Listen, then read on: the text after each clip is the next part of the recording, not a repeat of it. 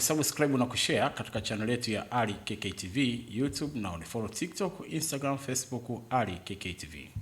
Namba za simu ni 0765 5590 42 na 0673 5590 42. Katika mizimu ya hapa Kimwasa, Mikese, Morogoro, Tanzania, Babu Amira ndio unapatikana. Tunasonga mbele na darasa letu na tukiwa kwenye herufi E mwanaume. Kama ambavyo tulisema tangia awali kwamba tuko kwenye awamu ambayo nyinyi mnahitaji kujua namna gani ushirikiane na watu na usipate madhara katika ushirikiano wako, uweze kukwepa zile shida za wenzio. Kwa hiyo jina la herufi E kama vile Eliasi na majina mengine ambayo mnajua yanatamkika hivyo kama embe.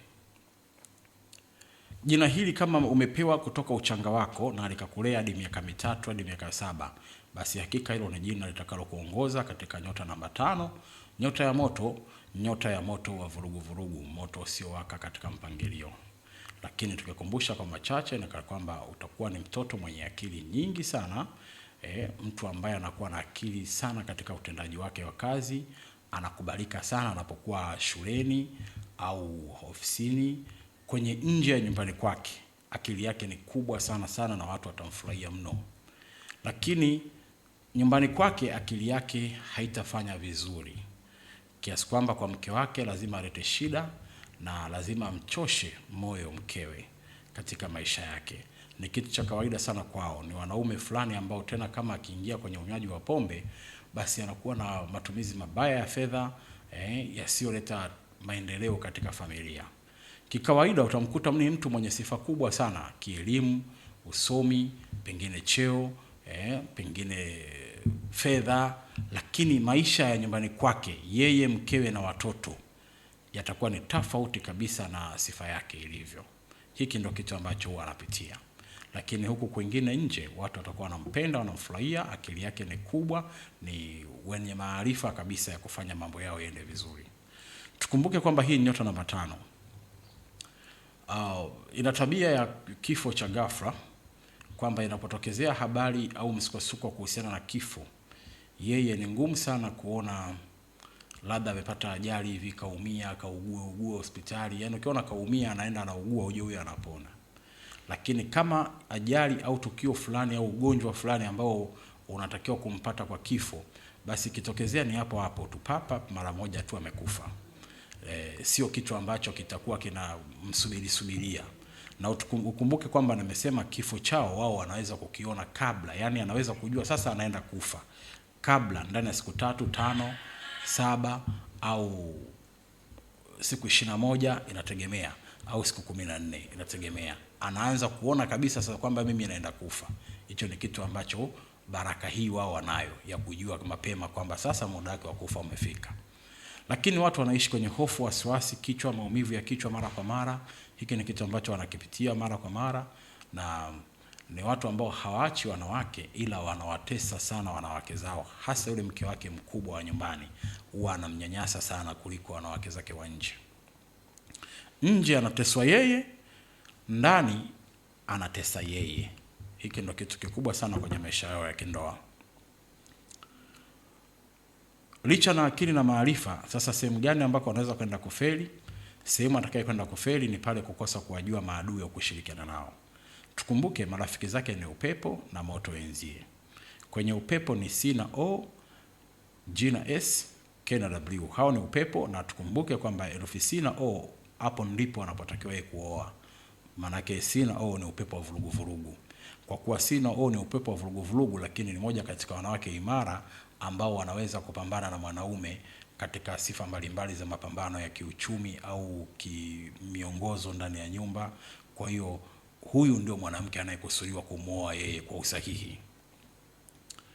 G na S ni marafiki zake wazuri na kuna faida nzuri. K na W ni marafiki zake na kuna faida nzuri. Kama ilivyokuwa kwa C na O, wanafanana kwa kuwa yeye ni moto wa vurugu na huyu ni upepo wa vurugu. Sasa kumbuka, moto wa vurugu maana yake ni ule moto uliolipuka, unayowaka bila mpangilio. Kwa hiyo moto unaendeshwa na upepo. Ndio maana huyu mwanamke wake naye C na O naye upepo wake wa vurugu. Hapa ndio maana ya wao kuoana. Marafiki zake wengine wa AM na Y ambao ni moto wenzie, na I na U ni moto wenzie, pamoja na Q ambao wako kwenye nyota moja. Huyu manake E na Q nyota ni moja. Kwa hawa ni marafiki zake ambako pia hakuna madhara. Yeye anaweza kushirikiana na yoyote kati ya hao, hatopata madhara, isipokuwa yeye anaweza kupeleka madhara kwa marafiki zake kutokana na nguvu anayoitumia ya upepo wa vurugu. Na tukumbuke hawa watu wana akili kubwa sana katika masuala ya utapeli. Akiamua kutapeli jambo huwa wanafaulu. Maadui zake ni maji na maadui zake ni udongo. Maji ni D na P, H na T, L na X. Na tukumbuke mara nyingi nawaambia majina ya KH hayo yote ni H. Kwa hiyo hao wote ni maadui zake. Endapo atashirikiana na maji ambaye ni D na P, hawezi kuona madhara makubwa kwa sababu D na P ni maji ya kunywa, maji yalotulia. Kwa hiyo yeye ndo atasababisha madhara kwa D na P, japokuwa ni adui yake. Lakini adui yake zaidi H na T, L na X, hawa watampa madhara kwa sababu H na T ni maji ya mafuriko ambayo yanaweza kupambana katika nguvu yake na kumwangamiza, na L na X ni maji machafu. Kumbuka maji machafu akikuchafua, hata kama umevaa suti yako vizuri, tone la maji machafu likakugusa, manake unalazimika kubadilisha hiyo nguo. Kwa hiyo katika hali kama hiyo, manake hao ni maadui ambao wanaweza kumwangamiza kwa kiwango cha juu. Maadui zake wengine wa udongo ni B, N na Z, F na R, J na V. Hawa ni udongo na hawa ni maadui zake. Lakini afadhali B, N na Z na afadhali kwenye J na V. Ila F na R madhara atakuwa ni makubwa sana, na hasa kama atakuwa ni mke wake, basi ugomvi ndani ya nyumba utakuwa ni mara kwa mara. Tuchukulie kama mke wake ni F au R, H au T, L au X. Hali ya ugomvi ndani ya nyumba itakuwa kubwa sana kuliko vinginevyo. Kwa hiki ni kitendo ambacho tunatakiwa ukijue, ujifunze. Unapojifunza katika matukio hayo, unakuwa na uwezo mzuri wa kuishi katika kukwepa shida za aina mbalimbali. Ukaondoka na ile habari ya kukaa na kuambiwa umerogwa, unakaa unakimbizana na nimerogwa. Kumbe hiki ni kitu ambacho unacho. Na tukumbuke sasa kwenye marafiki zake, kwa mfano kama anashirikiana na upepo, maana yake anatakiwa kuoa kwenye upepo. Tumesema aoe C au O. Lakini kama anachukua G au S au anachukua K au W, faida yataipata nyingi, ila yule G, S au KW yule atapata madhara. Kama atakuwa ni mwanamke ni AMY au IU, faida yatapata nyingi, lakini huyo mwanamke atapata madhara. Na tukumbuke pia, tunachotoa elimu hii si lazima mpaka mtu awe mke wake, ila yoyote yule atakaye kuwa naye kwa ukaribu zaidi. Naomba ileweke hivyo. Mtu yoyote ambaye atakuwa naye kwa ukaribu zaidi, basi atavuna kile alichokuwa nacho na yeye ataingiza kile alichokuwa nacho. Hiki ndo elimu hiyo nataka kuifahamu kwa kina.